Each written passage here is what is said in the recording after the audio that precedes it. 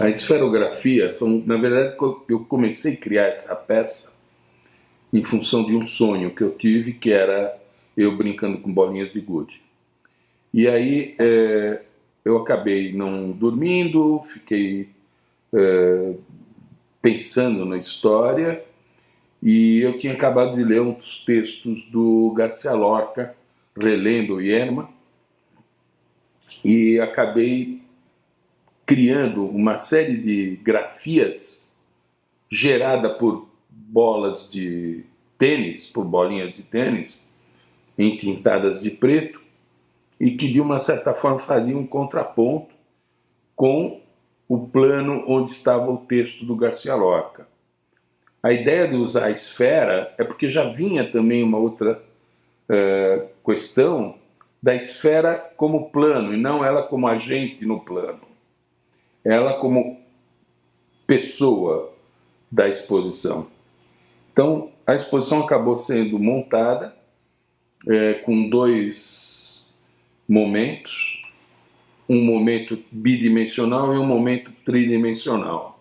O momento bidimensional são esses planos que eu falei sobre os textos do Garcia Lorca, e o elemento tridimensional foi, de uma certa forma, um desenvolvimento de uma esfera e de esferas, que também são trabalhos que eu venho elaborando desde a exposição da Pinacoteca do Estado, há 4 anos atrás. No fundo, eu acho que eu uso uma organicidade do movimento. Esse movimento está programado, os planos foram programados. A gráfica, de uma certa forma, foi definida não de forma aleatória, mas de uma forma incisiva, né? Onde eu uso a organicidade do movimento da esfera. E aí é que eu chamo de esferografia, né? Porque é uma gráfica que só dá para gerar com a esfera. Com um pincel ou com um lápis, ele vai ter uma rigidez que eu não consigo desta outra forma. Então, o contraponto está exatamente nisso, né? Em fazer um elemento orgânico e maleável conversando com o elemento rígido programado. No fundo, é um pouco a essência do meu trabalho há muitos anos. Não, eu acho que o Garcia Lorca é um dos contrapontos. Eu acho que o tema central é o movimento preto, é o movimento da bolinha, é o movimento que a esferografia faz no plano, e no fundo tem a ver com o bar pelo uso do contraponto.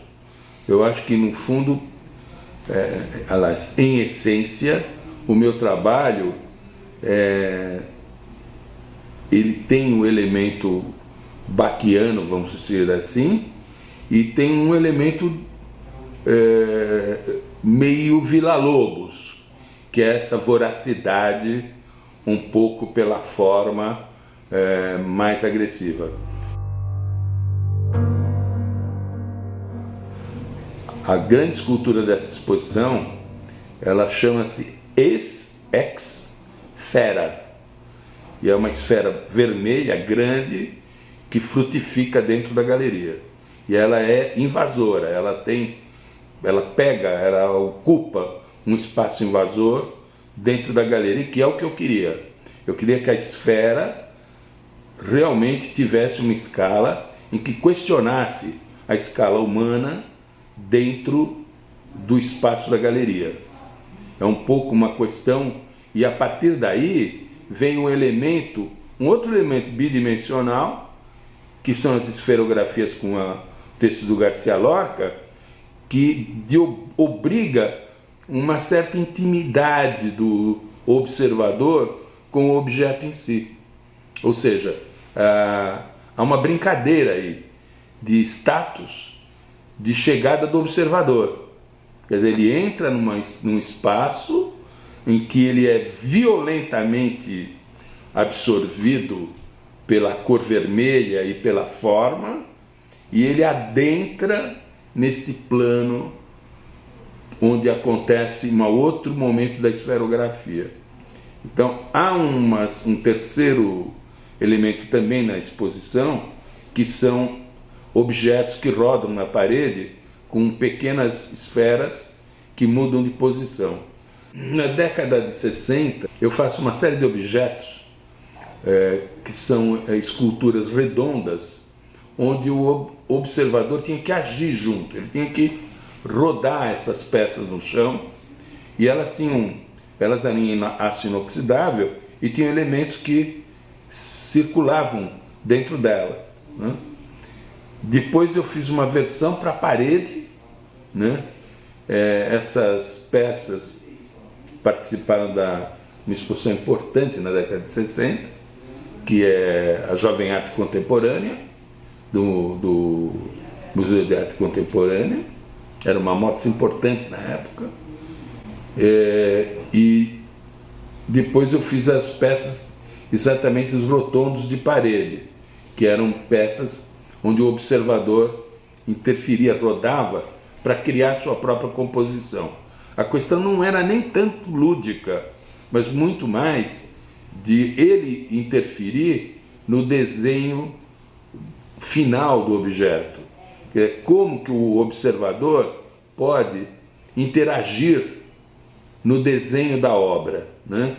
E é um pouco por aí, né? Havia essa preocupação da interação, de fazer com que ele saísse da posição passiva e fosse para a atividade ativa, né? Eu cito Platão, quando Platão fala sobre a esfera, sobre a androginia da esfera, não é à toa, né? Exatamente por conta dessa questão da atividade e da passividade.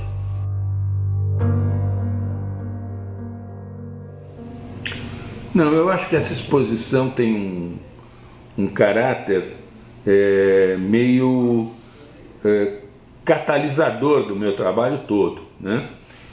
Porque entram alguns elementos que de uma certa forma se repetem durante os últimos 50 anos, mas que eu acho que agora essa exposição de uma certa forma mostra o resultado.